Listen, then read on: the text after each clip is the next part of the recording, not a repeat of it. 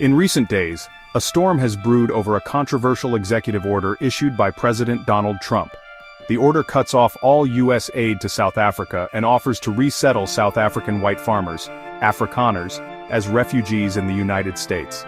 Today, we examine the claims, look at the facts, and explore why many in South Africa, particularly prominent Afrikaner organizations, have rejected this proposal.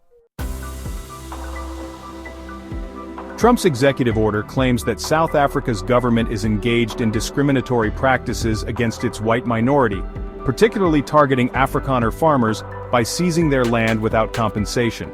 The administration alleges that these policies, including a new land expropriation law, not only harm white farmers but also justify a sweeping halt to U.S. foreign aid, a move meant to signal American disapproval.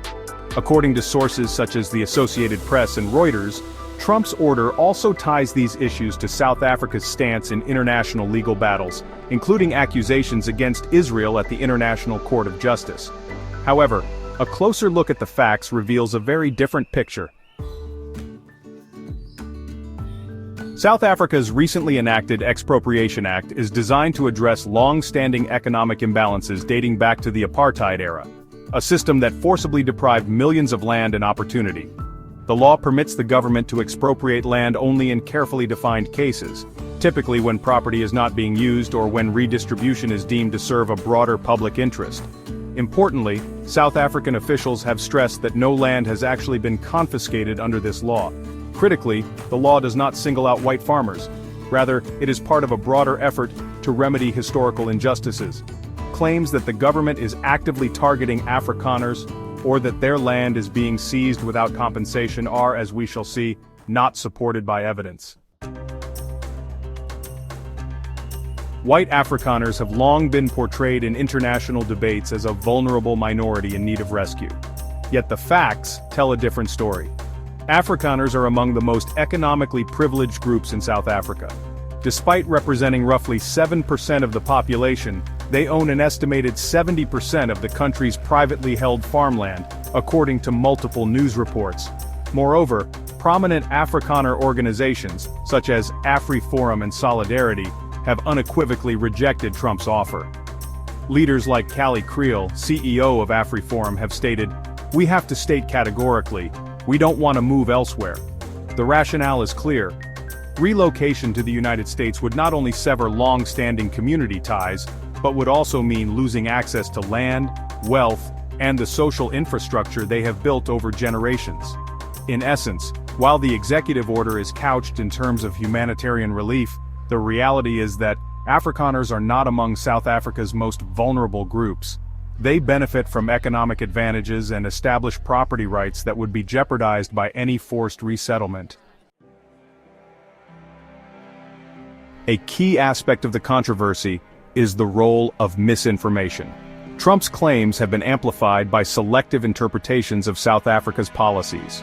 For example, while the order accuses the government of seizing land, independent fact-checkers and South African officials maintain that the Expropriation Act has not yet resulted in any actual confiscations.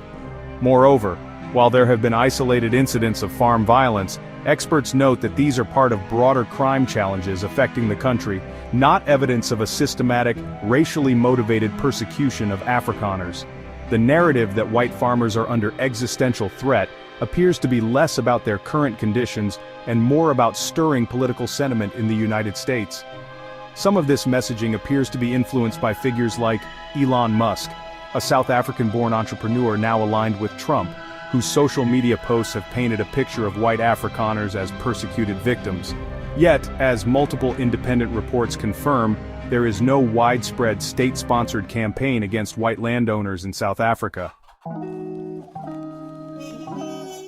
By basing a major foreign policy decision on these claims, Trump risks misrepresenting a complex issue. The executive order essentially conflates a necessary policy measure, aimed at redressing historical inequality, with an unfounded narrative of victimization. In doing so, it inadvertently undermines legitimate debates about social justice and economic redistribution in South Africa. Furthermore, the policy of offering Afrikaners refugee status in the United States appears to be politically motivated. It seems intended to resonate with a particular domestic audience rather than to solve any real problem in South Africa. As the South African government and many local commentators point out, the portrayal of Afrikaners as vulnerable is ironic given their relative wealth and the robust legal protections they enjoy. It also distracts from the critical issues that affect the majority of South Africans, particularly those who have been marginalized for decades. From an observer's standpoint, it's clear that Trump's executive order is built on a foundation of mischaracterization. While it is true that South Africa is grappling with the legacy of apartheid, the evidence shows that current land reform measures are narrowly targeted and have not led to widespread confiscation of white-owned land. In fact, the economic standing of white Afrikaners and their deep-rooted ties to the country strongly argues against any notion that they are a persecuted minority in desperate need of rescue. As we have seen, reputable news agencies like the Associated Press, Reuters and BBC all report that there is no systematic attack on white farmers. Instead, the high rates of crime that occasionally affect rural areas are part of a broader national challenge and do not constitute evidence of racial persecution. Ultimately, this episode illustrates how political narratives can be skewed by misinformation.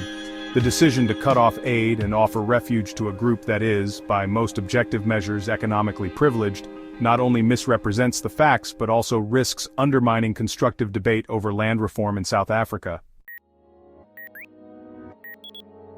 In our interconnected world, it is essential to critically examine the narratives that shape our understanding of international policies. The case of Trump's executive order on South Africa is a reminder that decisions made on the basis of misinformation can have far-reaching consequences. As viewers, it is our responsibility to seek out accurate, fact-based information and to question simplistic narratives. Thank you for watching, and please join the conversation in the comments below.